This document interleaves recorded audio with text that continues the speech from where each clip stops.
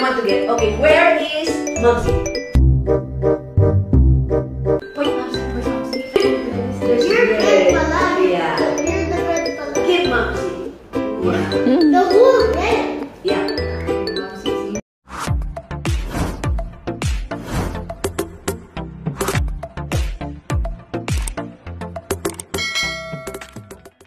Star for all seasons na si Vilma Santos muling nakapiling at nakasama ang kanyang pinakamamahal na apo na si Baby Isabella Rose Manzano o Baby Peanut.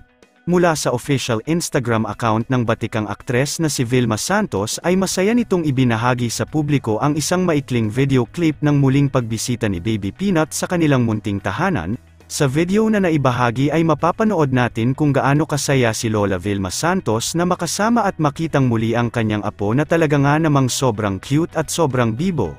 Mapapanood din natin sa video ang nakakatuwang bonding nilang maglola kung saan ay masayang tinatanong ni Lola Vilma Santos si Baby Peanut kung nasaan ang kanyang momsy at mommy. Ang momsy ay ang nais ngang itawag ni Lola Vilma Santos sa kanya ng kanyang apo na si Baby Peanut. Kalakip naman ang video nilang maglola ay talaga nga namang napaka-sweet ng naging caption ni Vilma Santos kung saan ay sinabi nito na ang maging lola nga ni Baby Peanut ay talaga nga namang napakasaya at talagang kahanga-hanga. Narito ang kanyang naging buong caption.